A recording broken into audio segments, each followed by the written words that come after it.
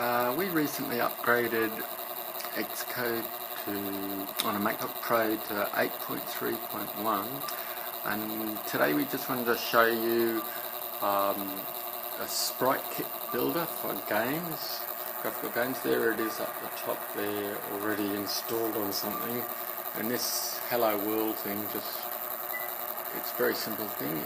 It just has some actions and it uses some audio. So we're going to get to that. So what we did was, the reason we're interested in SpriteKit Builder as much as anything is because it's very good at cross-platform work. That's why we've named these projects that we've already sort of made cross to. But I'm going to show you the new project bit in Xcode. Here we are starting up Xcode. We come to here and look at all these iOS, watchOS, tvOS, macOS and cross-platform. So we went there and we started the SpriteKit game project, and now I'm going to take you to the rest because the bit between that is a bit boring. So we'll come here. This is what we ended up looking like. We just made a few tweaks, added some emojis here into this using that, and made the color different. Now, these SpriteKit builder projects, they have scenes. So I've got this one scene here in this Hello World sort of example. We've got the usual .m and .h, which we might come to later. Well, all of this is explained on the tutorial that on this YouTube video you'll see something about. So here's the game scene, so it's just that simple thing. I'll show you again. So it's just that one scene, and you can click or touch on a mobile device. So the other thing we did was we added this resource group here, and we found some MP3 files that do all the notes on a piano. So we added those in. Again, that's explained on the tutorial, but that allowed for these action. This is the action scene. You got things like move action, scale action. We used one called sound, which is down here. Play sound from a file. That's all these. Is it purple? Yeah, purple ones. All the length of that. These ones here are already here, like that's the reason why it fades and scales. I'll show you again. Sort of it fades and scales, and that was done that way. I'll show you one of them. So it comes up here and you get a start time, a duration, a timing. So we added all our sound ones by a start time, a duration, and all the notes on the scale are down here, like whatever. Now, you'll notice when I do this, there's a difference. There's a low sound. I don't know if you can hear it because this MacBook Pro's got a fan problem today, but hopefully you can hear that.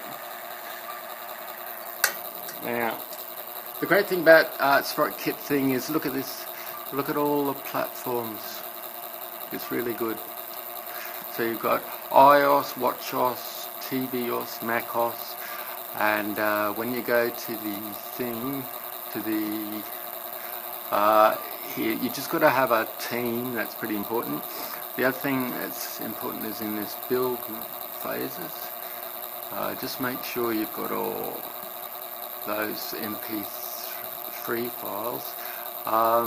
What was the other thing? Oh yeah, up in general. Make sure this version here covers all the real devices you're going to do. Like my iPad's on 10.0, but at the minute they go up to 10.3, I think. But I'm happy with 10.0 to make them all work.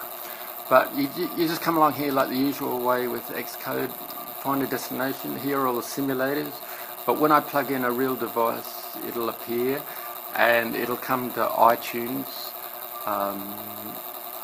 It'll happen here, and then once you get to Xcode, you'll find that when you go product destination, that real thing will be there. So this thing here was every time you run, every time you go project run on a real device, it'll copy that product over, and that's this icon here, this one. Oh no. Anyway, I've done it on this MacBook Pro somewhere, and I just copied that over to another MacBook Pro, and that's what this running here is. As a matter of fact, you might hear beeping sounds from the thing that's making this video, which is an iPad, and that's contributing to some of those low notes you're hearing because of the events. So I'll quickly show you this. In the H file, we added this line to do the sound, and in the M file, we did all this. It's explained on the tutorial, but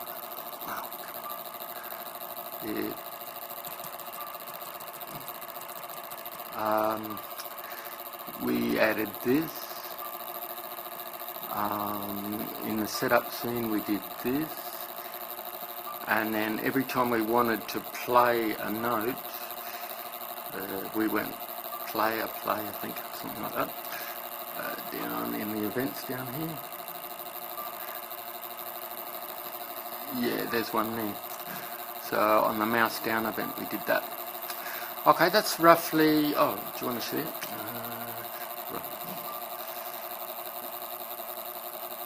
Stop, it's not running somewhere.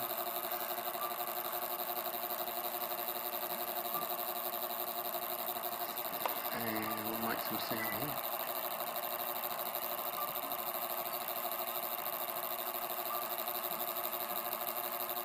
I'll do it this way.